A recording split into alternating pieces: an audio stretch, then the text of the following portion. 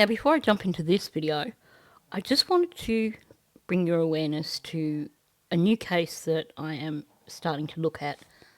I actually saw it this morning on Justin's channel, Clutch Them Pearls, and I was drawn to it straight away. This poor little girl needs to be found. Her name is Melody Buzzard, and she's 9 years old. Yes, the photo is an old photo. I'm guessing that the mother has not provided a current photo because the mother didn't even report her as being missing. Melody has been missing since, I believe, the 7th of October. But it was actually the school board that reported her missing, not her mother. She had been missing, I believe, for over a week before it came to the attention of authorities, and the mother is still not cooperating. The one bit of information they do have is that they believe that Ashley may have driven from California right across to Nebraska in a rental car with Melody. Whether she brought her back, there's no information on that. But we have a missing child who needs to be found. Anyway, I've done a video on Melody, and it should have been out several hours ago. But YouTube, being YouTube, has chosen that video to do the extended check on. So at the moment, YouTube is still checking the suitability of my video about Melody. So keep an eye out for it, because once YouTube finishes running all the checks on it and actually gives me the all clear, I will make it public and then you'll be able to watch it. There is already an update, which I'll be working on tomorrow morning.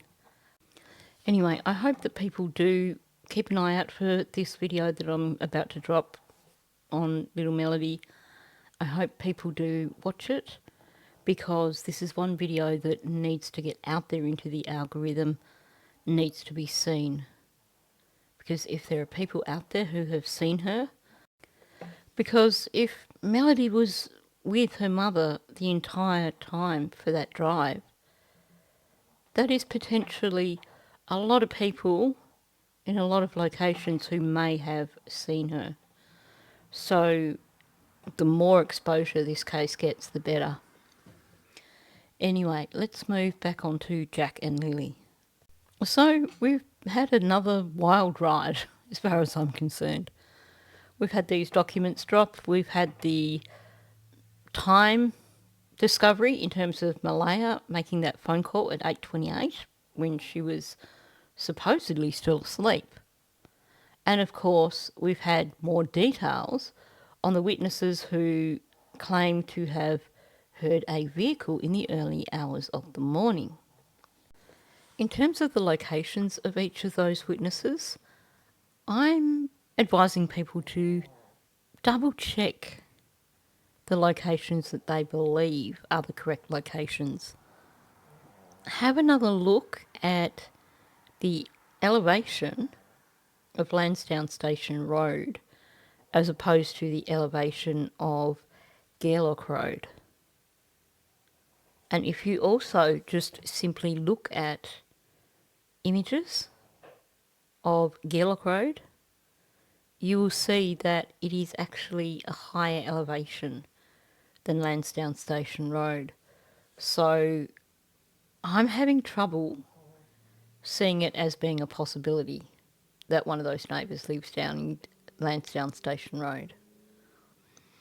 I do believe that the neighbour is directly next door, and that hence the reason Janie was referring to the dirt track that goes up behind their place. I also have questions over this idea that's being put forward by people that Justin Smith, a married man with 3 children, would be sleeping in a campground down the road. And it appears that that information has come either directly from Daniel Martel on a channel that's not very good with checking their facts, or that the actual person who runs that channel himself may have come up with that notion for some reason. It's not logical. This guy is a well-established member of the community. He's not living in a campground, living in a hut in a campground. I would say that is yet another part of Daniel's narrative, because what appears to be the location where Justin Smith lives is actually quite telling. Now for this video, I'm not going to worry too much about their locations,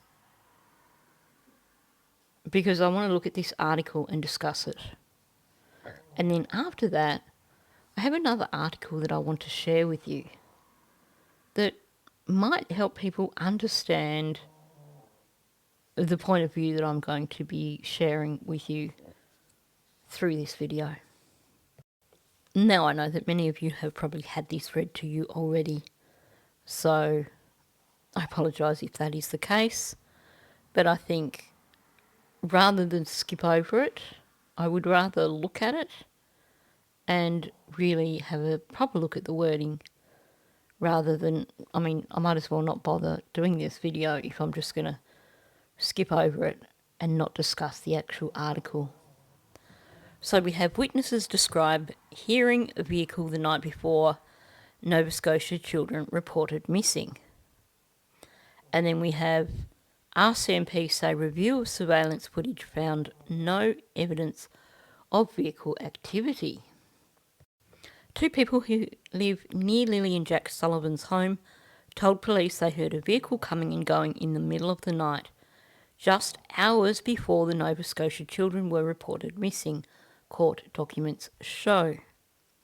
However, RCMP confirmed Monday a thorough review of surveillance footage from the Gairloch Road area of Pictou County found no evidence of any vehicle activity at the time. So we have here, no driver has been identified and the presence of a vehicle has not been substantiated as a key element in the investigation, RCMP Communications Advisor Alison Gerard wrote in an email to CBC. So basically, if you are emailing the RCMP, this particular office, Alison Gerard is your frontline person. She's going to give you the response that is agreed upon, and she may also then go to investigators and consult with them and give you another response. So you may remember a week or so back, I emailed them for some clarification regarding the documents, because in the documents it said that the blanket was located on Lansdowne Station Road, whereas all the information we have said that it was located on Lansdowne Road. I also asked a question which we now have answered, and that was if Dingbat Geddes had been interviewed. And it was a very standard response to that, basically saying we cannot disclose to the public who or who has not been interviewed. So her job, she's the frontline person, her job is to make sure that information that is being given is basically what has been agreed upon, in terms of not giving anything away that's going to jeopardise the investigation. So I just wanted to point that out because I think that is important. I'll come back to that statement in just a moment because I want to read the next paragraph. Gerard said the witnesses reported hearing a vehicle but couldn't confirm seeing one. So starting with that, that's something that we already know. They both spoke about hearing a vehicle. We heard that Brad Wong saw headlights through the trees, but that doesn't necessarily give you confirmation of seeing a vehicle. Although, I would kind of put it that way, but hey. So she's basically telling us what is written there in the document, that they heard the vehicle. Now, going backwards, no driver has been identified and the presence of a vehicle has not been substantiated as a key element in the investigation. What is the information we're being given here? First of all, we're being told there's nothing on any of the surveillance from the area showing this vehicle. Well, we need to acknowledge here that we're mostly talking about trail cams here.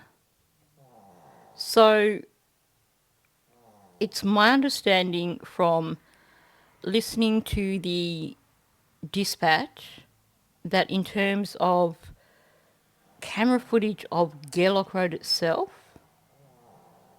there is, I think they located one trail camera on one of the roads that showed one of the roads. There may have been more, but I didn't hear anything on the dispatch. We don't know. But a lot of the footage from the area is going to be trail cam footage, meaning that it's not like there's going to be footage of the entire length of Gairloch Road and the entire length of Lansdowne Road, the entire length of Lansdowne Station Road. And to me, that information actually confirms what I have believed all along, and that is that wherever these children were taken was somewhere that was accessible without actually going along any of the public roads. I still believe that what we are looking at is that track up behind Janie's property and then along up the back there. Okay, so the quote is, no driver has been identified and the presence of a vehicle has not been substantiated as a key element in the investigation. So she's not saying the presence of the vehicle has not been substantiated, but that the vehicle being there hasn't been substantiated as being a key element of the investigation. Very clever wording there. First of all, no, you're not going to be able to identify a driver just from hearing a vehicle. That makes sense. We know that the witnesses did not see the vehicle, and if they did, it was night time, so they wouldn't have seen the driver. So yes, that makes sense. But they're not saying here that the vehicle didn't exist. They're just saying its presence hasn't been substantiated as a key element in the investigation. They are acknowledging that there was a vehicle. They are essentially saying here, we have two witnesses who've told us this. Their stories, they corroborate each other's stories. For all we know, there could be someone else in the area that's been interviewed since. I mean, you can't identify a driver, or you can't not identify a driver if a vehicle doesn't exist. So the way this is worded is pointing to the fact that they are acknowledging that they believe this tip, that they believe that there was a vehicle in the early hours of the morning, heard by both these witnesses.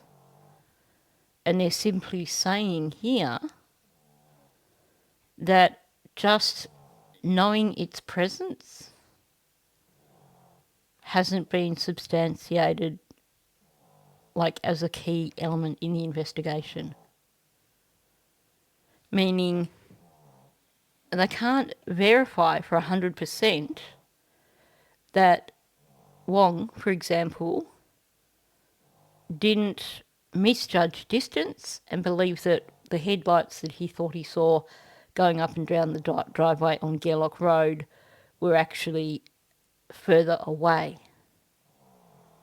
Now, when you live somewhere, you get pretty accustomed to the sound of your neighbours' vehicles. Like in a rural area, you get used to the sound of your neighbours' vehicles. You get accustomed to locations of headlights. I used to live on a 50-acre property, and my closest neighbour was about half a kilometre away. And there was another neighbour sort of lived down the hill a bit, down the road, down the hill a bit. I always knew the sound of his vehicle, even though his house was well over half a kilometre from my house and down the hill through the trees. I always knew when he was coming home. If I was outside at night, I would see his headlights coming up his driveway.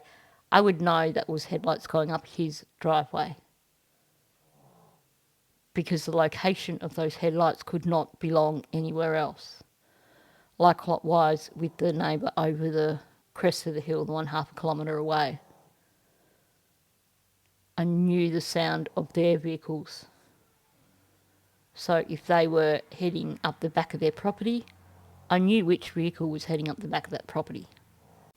But they're not even suggesting here that the vehicle didn't originate at 1407 or was going back and forth from 1407.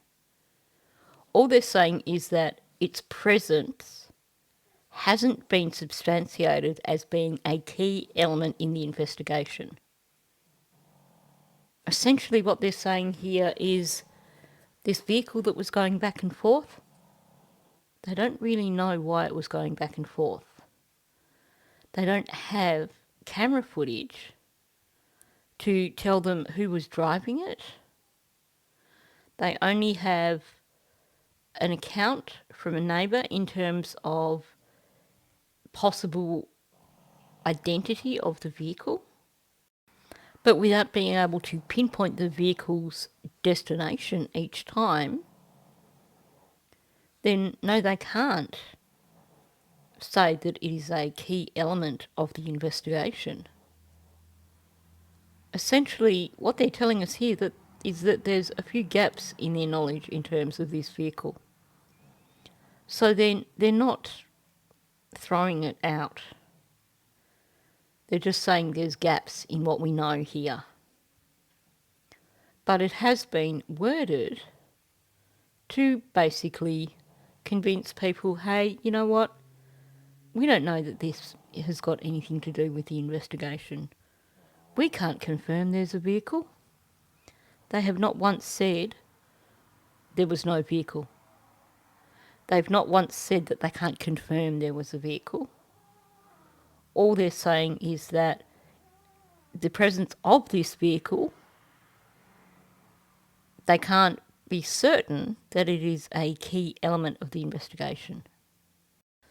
While I think of it, I should probably mention that the documents that I put in Patreon the other day for people were missing the document that had the interviews from these two witnesses. So when I finish making this video, I will add that to Patreon as well. So if you're wanting a copy of that, you can hop over and get it on my Patreon. For anyone who is not familiar, my Patreon is free to join, and anything that I upload on there is free to upload. There are tiers if you want to support my channel. I think there's like a $1 tier or a $2 tier or something. But if you're just going in there because you want copies of these documents, then it's all free. You just need your email, sign up, download the documents. Easy as that. The new details from witnesses are laid out in redacted records that were previously released in August at the request of CBC News, the Canadian Press and the Globe and Mail. On Friday, new details of the case were released after CBC News fought to have some redactions lifted. The documents contain court applications filed by investigators for permission to conduct searches for phone records, banking records, and video related to the case. They include unproven statements made by police. I'll just skip the recap of the case. So on May 9, 2 constables had a conversation with Brad Wong, who lives near the home. He told them he heard a loud vehicle coming and going from that area in the early morning hours of May 2nd. He said his residence is at an elevated position from Daniel's residence, and he could see vehicle lights over the treetops, said Corporal Charlene Curl in her written request to the court. He said the vehicle left 3 or 4 times after midnight and into the early hours of the morning. He said the vehicle would drive off in the distance and he could hear it stop and then return. He said it remained in earshot the entire time. Okay, so this document was done as reader view, hence you've got all the additional bits of writing in there, because when it converts it to reader view, little subtitles and stuff get just mixed in with the script. So moving on from the top paragraph here. On May 17th, a constable took a statement from Justin Smith, who also lives in the area. Smith said he was awake and on Facebook during the early hours of May the 2nd. Around 1:30am, he heard a car on Highway 289 turn around by the railway tracks near the area of Gairloch Road and Lansdowne Station Road. I will come back to that. That intersection is near the home where the children went missing. It made a noise, then went quiet. The vehicle was quiet for about 2 minutes, then drove towards Leg Road, the RCMP member wrote. Now, if you saw my video the other night, my research has Justin Smith actually living on Lansdowne Road. Probably about a kilometre up, give or take. So what is significant here is he's saying he heard a car on Highway 289 turn around on the railway tracks near the area of Gairloch Road and Lansdowne Station Road, near the intersection of Lansdowne Station Road and Gairloch Road. Now, he could not be certain of where that vehicle was turning around,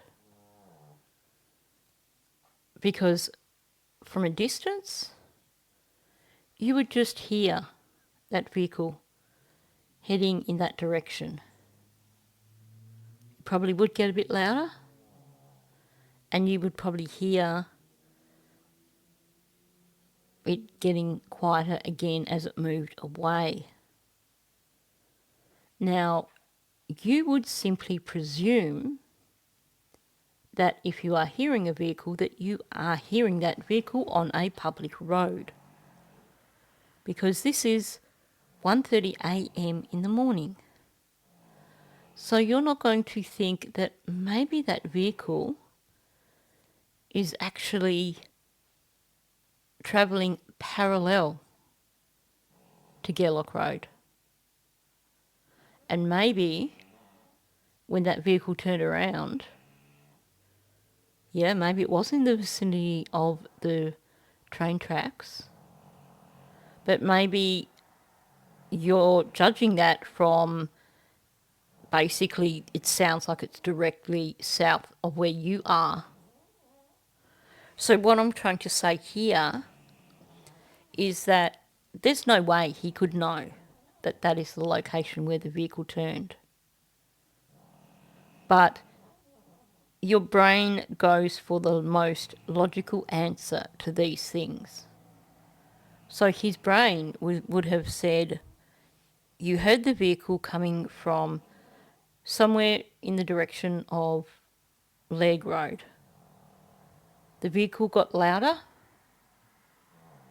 and it reached a point where it sounded like it was potentially in line with your property further south, if he is where I believe he is located. And then maybe the sound and speed of the vehicle changed. If, as Brad Wong's account is, if that vehicle stopped for 2 or 3 minutes and then you heard it in reverse, so it got softer going away, then yes, you are going to surmise that the location where it turned was the corner of Gairloch Road and Lansdowne Road. When in reality, all you could really say is that it has turned south of where you are and then travelled again away from where you are. Your brain is going to say the only road that that vehicle could be travelling along is Gairloch Road, because there is no other road that you're going to hear it travelling in that way, like in terms of gradually getting quieter, if that makes sense. So what I'm saying here is that all he can really be sure of is direction and the fact that the vehicle turned around. His brain filled in the rest. It's about drawing conclusions from your personal understandings. So in his mind, the thought that maybe the vehicle was travelling on a dirt track as opposed to a public road doesn't appear to have occurred to him. His brain has gone, the only solution is that this vehicle had to have been travelling along Gairloch Road, and that when it turned, it went back along Gairloch Road. But let's say that vehicle was travelling along a track, sort of in the pipeline vicinity. Would you realise that that was different from the sound of a vehicle travelling along Gairloch Road? Because if you are uphill, the sound's going to travel uphill. If it is 1:30 a.m, you're not going to have other vehicle sounds for comparison. So basically that sound is going to seem like it is amplified, because it's not a sound that you are accustomed to hearing at 1:30 a.m. in that quiet rural area. I mean, I can give you an example. The neighbourhood where I live, there is some tosser who likes to ride an illegal bike at roughly 2 o'clock, 3 o'clock in the morning, hoping that they won't get caught by police, thinking that they can take their dirt bike out on the road at 2, 3 o'clock in the morning and they won't get caught. I can tell you which direction it is that I hear that bike. I can tell you the occasions when it goes past my house. But I wouldn't be able to tell you how far that bike goes or where it is that he's being a complete utter twat and hooning around. All I can guess is direction. Anyway, moving on with this. Justin Smith later spoke with Brad Wong, who informed him that Daniel's vehicle came and went 5 or 6 times that night. Wong said the car Smith heard was Daniel. And I don't question that, because you do. If you have neighbours whose cars make specific noises, you become accustomed to those noises and you know the vehicles in your neighbourhood. And Wong, according to his Facebook, is a bit of a rev head, meaning that he would differentiate between the sounds of different vehicles. So now we have the records detail Martel's account of the evening before the children were reported missing. He told police he went to bed fairly early and didn't wake up until it was light the next morning. Except, of course, when he apparently went in at midnight and flicked on the children's light. But we won't worry about that, will we? The documents said Brooks Murray told police she put Lily and Jack to bed first, then their 1-year-old daughter, and then went to bed around 9 p.m. or 10 p.m. Take your pick. It's a bit like a choose your own story. You can choose whether it was 9 o'clock, 10 o'clock. Maybe it was a completely different time altogether. She said Martel stayed up and was going to clean the house for her. Yeah, right. But it wasn't clean when she got up, so she doesn't know what he did. We know that is code for Daniel was dealing with the rug. Malaya said she was not woken up throughout the night and does not know when Daniel came to bed, the document said. In other words, Malaya knows nothing. And now we have classic Daniel deflection. In a phone interview Friday, Martel said no one from the family left the property that night and they did not have any visitors. He said the only vehicle that left the yard was on the morning the children went missing, when he took Murray Brooks' SUV to look for the children. It's not loud by any stretch of the imagination, he said. Note how he's deflected it. He has changed the attention onto Malaya's vehicle so that we are not focusing on his vehicle, not asking if his vehicle is loud. Instead, he's saying, yeah, Malaya's vehicle's not loud. Hoping that people will not notice, or at least hoping the interviewer won't notice that basically he's just completely deflected and changed the topic to talking about Malaya's vehicle and carefully sidestepped any mention of his own vehicle. We have Martel said the RCMP never asked him about the vehicle coming and going. Well, either he's lying, or if they thought it was something significant and didn't have enough there to question him on to be able to kind of verify what he's saying, then they may not have asked him about it. But I doubt that. I strongly suspect that he was asked about the vehicle coming and going and maybe said exactly what he's just said here to the reporters. I drove Malaya's vehicle on Friday morning, but that's not noisy. Like Friday morning at 10 o'clock. Let's just completely deflect from this middle of the night run. Now the article then goes on to talk about dingbat Gettys, but really that's got nothing to do with what I'm talking about here, so I'm going to skip that part because I want to bring your attention to an article that I found. I can't remember the name of... it's the P&I Atlantic. And this article, it's an old one. It is from 2016.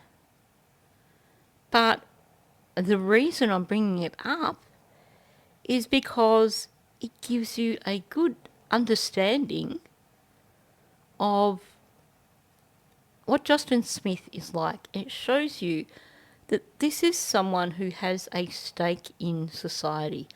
What do I mean by that? This is not someone who is going to be swayed by another neighbour saying, you have to put in this tip, because apparently that's something that some Turkey has been claiming, and also apparently a English woman who's a YouTuber has been saying the same thing, that basically Justin was only saying these things because Brad Wong had put pressure on him. And I think this article will show you that that seems highly unlikely.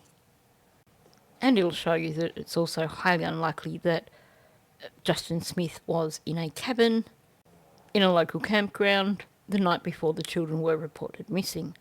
So the heading is Alternative to a Grocery Store. I won't go through the entire article because I don't think that's necessary in terms of getting a feel for who these people are. If you want to read the article, because it's a subscription-based thing, feel free to email me for a copy and I will bounce it across to you quite happily. Although I will say, if I get lots and lots and lots of requests, then there may be delays in terms of me getting it out to people. Also, if there is a lot of interest, I will be more than happy to do the entire article in a video if you wish. Okay, so we have Corey Cecchellini and Justin Smith began farming with a goal of personal self-sufficiency, but by the time this summer's garden produce is ready, they will be feeding 30 Pictou County families.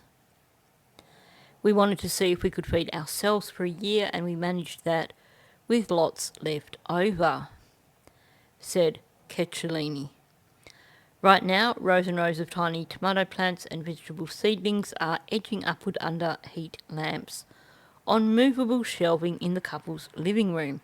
Outside, a truckload of seafood compost is ready for spreading. Oh gosh, that would smell bad. Smith is ploughing fields for planting, and when Cecchellini gets a spare minute, she's collecting recipes she can hand on to her customers. The couple met in California, and Smith lured Cecchellini to Pictou County with the promise of a farm. They began farming on leased land in Glengarry and are now working their own farm, Hilltop Homestead, in Lansdowne. Now, I looked up Hilltop Homestead, and that came up now as like Wikicamps, but I don't think it's the same one. I couldn't find it as like me searching it up, but they say they're in Lansdowne. Cecchellini grew up in New England and studied environmental sciences, is a full-time farmer, while Smith, who is from Lansdowne, supplements the farm income with another job that they hope will not always be necessary. So this is a hard-working farming couple. And basically what they had established, I don't know if it's still going, but it was a cooperative. So basically locals could, presumably it was like they were buying a part of the cooperative, and then they were guaranteed a basket full of veggies. So 3 years ago we began something called community supported agriculture, which, you know, same thing, where people invest in your farm and share whatever vegetables you grow, explained Cecchellini. So I'm just going to read one more paragraph here, and that is between July and October, each customer can count on a weekly half-bushel basket filled with 8 to 11 different cleaned and bunched vegetables, depending on what is ready for picking. So, you know, these people have a stake in their community. These are hard-working family people. So this suggestion that Wong got to Justin and influenced him to make up this whole witness statement is a load of BS. There is also the fact that Justin Smith made contact with the RCMP on the 2nd of May, basically wanting to talk about vehicles on Highway 289. So I'm going to play you an excerpt from dispatch audio, which I basically got this from Plunder True Crime because Paula went through and got all the dispatch audio early on in this case, which is just a great resource. So I'm just going to play this for you so you can hear what I'm talking about. Well, you just got a call from a Justin Smith who lives close by to where you guys are now. He said he can talk to members about any vehicles that passed Highway 289. If you guys need to get a hold of him, I can always send his number down to you guys if needed. Now, we all know that the usual people will be now pushing the narrative that the RCMP have said that there was no vehicle or that the vehicle had nothing to do with it. But as you saw from what I read in that article, that is not what was said. They're essentially admitting that they believe the witnesses, but that they haven't drawn that connection, they haven't got a solid connection between the vehicle and the case. They don't know who the driver was, and they can't connect it as being a key part of the investigation, essentially. So they've pretty much admitted that, as far as they're concerned, they believe the witnesses. You have two witnesses who've come out with very, very similar stories. And while they didn't get that statement from Justin Smith till later, yeah, Mouse is just being crazy. They didn't get that statement from him till later, but you heard that on the dispatch. He contacted them on the 2nd of May, the day the children were reported missing. He contacted them and wanted to speak to them about vehicles on that road. Now, a person's not going to make contact like that and say, contact me with regards to vehicles travelling along that road, unless they have specific information to share. They're not going to be like, you ring them up and, you contacted us about contacting you to do with vehicles going along that road. Yeah, I just wanted to tell you that I never saw any vehicles on that road. It is very specific. It seems like it certainly relates to what he later came forward and told them as a witness. So regardless of whether or not Brad Wong has a criminal past, what we need to recognise here is that we have him and another witness who have come forward with stories that corroborate each other. And the other witness, Justin Smith, is a married man who clearly has a decent stake in the community. As in, he's someone who I would imagine is respected in the area and someone who would make a credible witness. Now, I have no doubt whatsoever that the usual people are going to be coming out of the woodwork claiming that this article clears Daniel Martel and that, no, we don't need to look at him anymore because this whole car thing has been completely debunked. That is not the information that we have been given. And like I said in my video the other day, if this vehicle that we're hearing the reports about was insignificant, why the heck did Daniel and Janie bend over backwards to completely discredit the neighbour and to basically come up with a narrative that would negate the story of the vehicle with the loud exhaust or the loud vehicle. They went out of their way to try and convince people not to pay any attention to this story. That, to me, says that it is significant. So that brings us to the end of this video. Keep an eye out for my video about Melody Buzzard. I hope that you will watch that and help me share her story, help me get her story out there. So on that note, thanks for listening. If you are new to my channel, please subscribe. Also, please hit that like button and please leave a comment below. Thank you, and I will catch you in the next one.